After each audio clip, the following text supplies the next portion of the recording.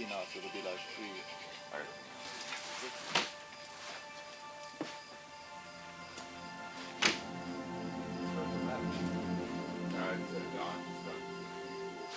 There's something like intrinsic about riding your bike, being an athlete, and doing really hard stuff that is not about the sport, but is about being human. And that's what I think motivates all of us that are lining up for Cape Epic. So you're playing with fire a bit when you do something like this. I mean, you want to take on the challenge and you want to see what you're capable of, but at the same time, it can completely destroy you. And I think that's the interest in actually trying, you know, and going for it.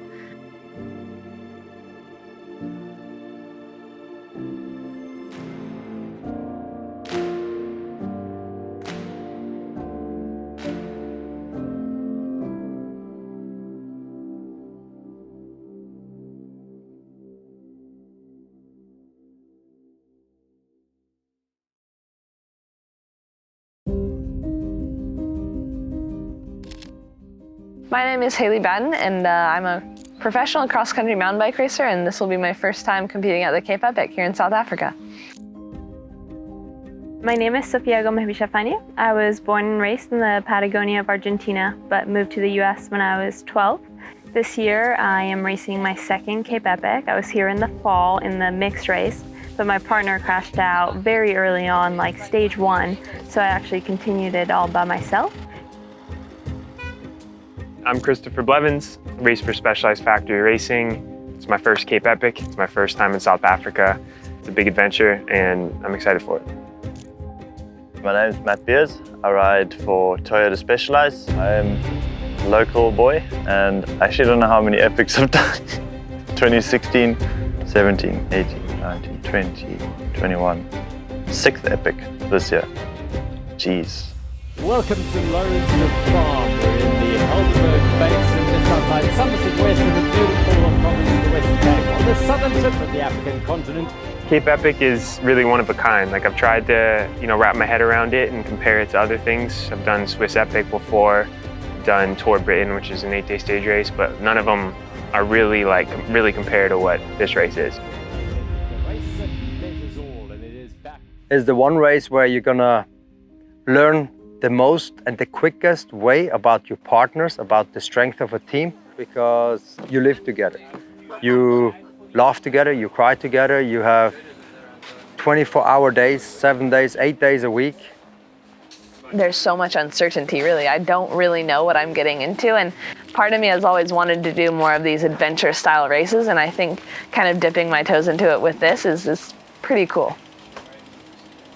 The mental side of this race is huge. Not only because there's so much media that comes with it. Haley and I are the only female specialized group, and the specialized girls have won this race for way too many years in a row. So there's that little bit, of history that we would love to continue. Every year holds like a completely unique experience and story with yourself as a person, your relationship with the teammate, whether it's good, bad, mediocre. There'll always be something that you can take from it. It starts with the prologue. Every single one is gonna go flat out as hard as you can from day one, because getting into the leader jersey on the very first day is key to everyone.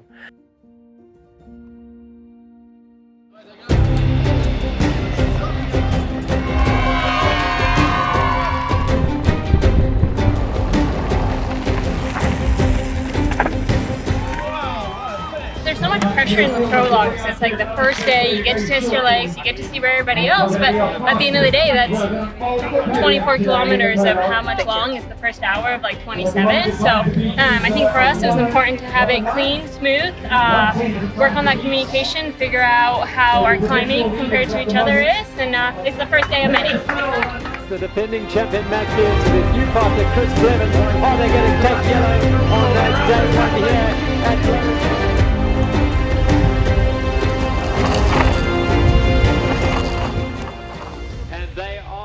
The leaders after day one in the prologue at the Absent Cape. You did it. You did it. Woo! Yellow jersey.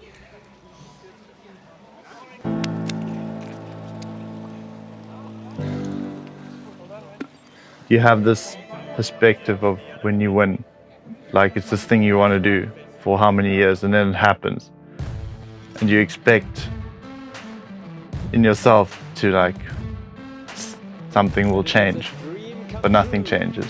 Like I literally felt nothing, which is kind of a weird thing because you are expecting, I don't know what you're expecting, to be honest, something, but it never came.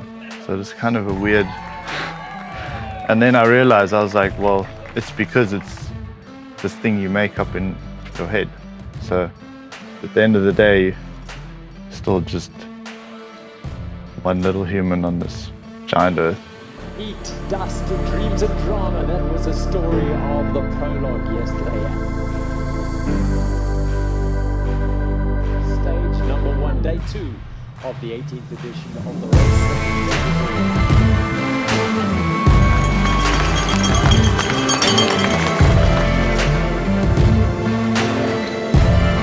One of those days.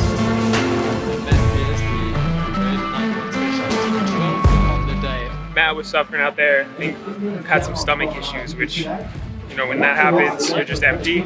And he was still digging as hard as he could the last couple hours, but it was obviously in a world of hurt. So lost a lot of time, but it's not over. And hopefully Matt can kick whatever bug he has, and we'll be back. Still have 6 days left.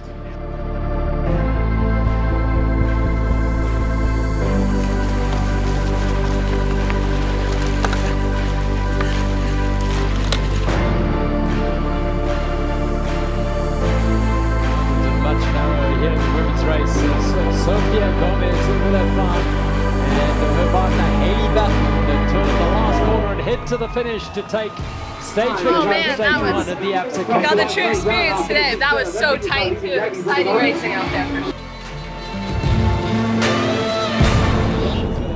Stage winners here at Lawrenceford. Another superb ride. We kind of had a little rude awakening, like, oh wow, like this is not going to be an easy week when we got 4th and we were a minute and a half down in the prologue. But then we bounced back that next day to take the win in the Queen stage, and then we took over the Jersey that day. And once you kind of get the first 2 stages rolling, you kind of come onto an autopilot where you wake up, have breakfast, get kitted, warm up if you choose to, go out, ride your bike hard for a while, come back. Normally you have podium, you gotta get cleaned up. Sometimes we had doping control. Then you go back, you shower, you have lunch, you get massage, and then next thing you know, it's already 5 o'clock. So the hours go by really, really quick. We really have our own little community. We got like our camper van, and then in the middle is our little community with kitchen, mechanic shop, and where we're just gonna be laying out after the stage. The food is like the fuel in your car. No fuel, you don't move. When you eat well, you fly.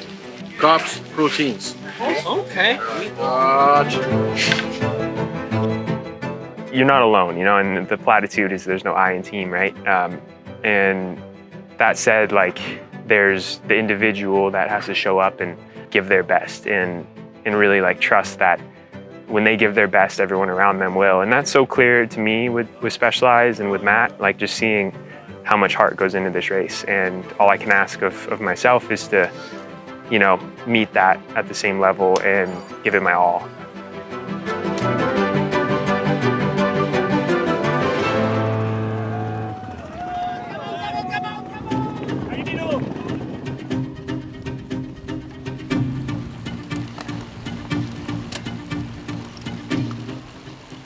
Every other kind of mountain bike race, you're by yourself. You know, even if you have teammates wearing the same jersey, like you're on your own. But in the Epic, you are kind of tied to the hip with your teammate, and that's going to motivate you to push harder, regardless if you're the stronger one or the one that's struggling a little bit. It's just full gas from the start. You're sitting at 0.99 or 1 IF, which people who know this terminology is, it's full taps. You're always having to do more than just pedal, and especially in a partner race like this where you're thinking of, all right, how much does that team have on us in GC? where's the next feed zone, you know, like how's my equipment doing, like do I need to get in front for the single track, like all of those things are running through your mind. And then you also have the natural, you know, kind of noise static that comes up when your body's like in the hyper active fight or flight mode when you're racing that hard. And you got to deal with, you know, some doubt, negative thoughts that come up and stay in the moment.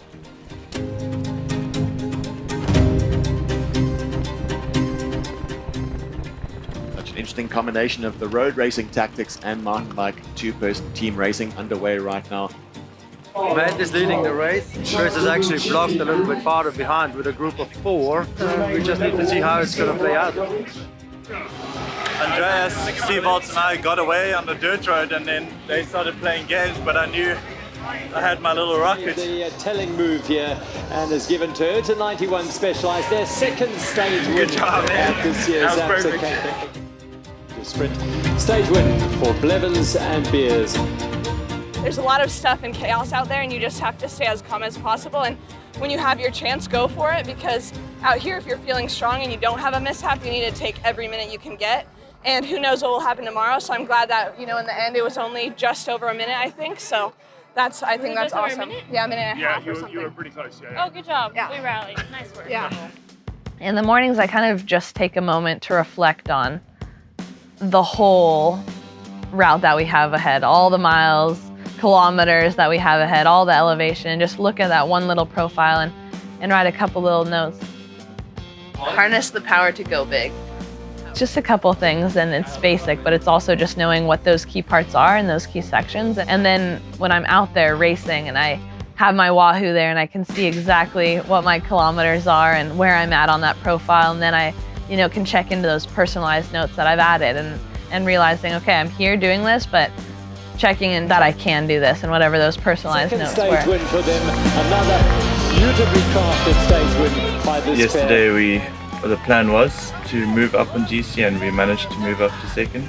So it's very tight, we're only 6 seconds, but now we just need to try and do that again today and try and put some time into first place.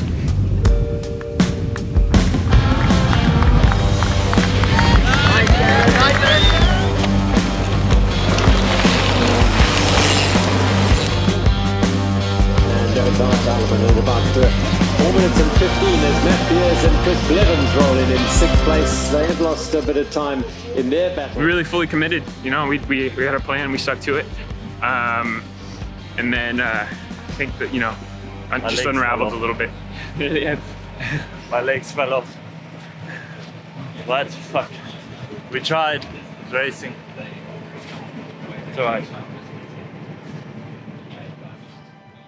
We did everything we could today, you know. So there's nothing to be disappointed about as far as, you know, losing the wheels up front. We got to just remember that you only can do as much as you can do. You know, so Matt was really digging deep all day, and I'm proud of the effort for sure. So. One more day left. They cleaned our camper, which is nice. I just want this race to end. But it will tomorrow. at probably 10:30 a.m. Just suffered today. I don't know why. Just frustrating, very frustrating. But that's alright. Is what it is.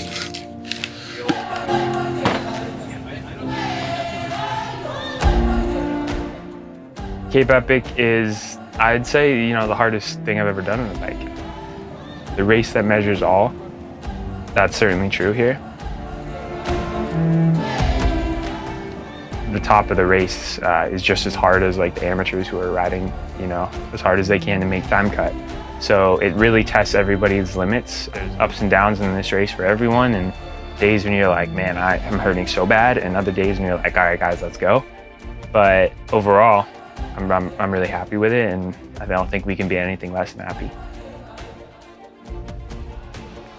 The reason we like sport is because we want to challenge ourselves and see what our bodies and minds are capable of. And sometimes when you're in the middle of the challenge and it's so uncomfortable, and it's so easy to just, bring it a notch down, relax a little bit, or maybe, even quit or stop.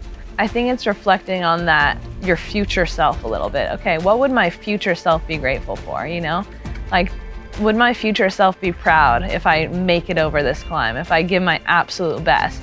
Or will my future self be a bit bummed, that I didn't give my best today, Because the suffering only lasts so long, it's not forever, right? So what is it? What are the emotions that will stay forever, Is it the pride? Is it the joy? Is it the sense of accomplishment of like actually doing the thing, that you had this goal to achieve and had a personal, meaningful goal for you?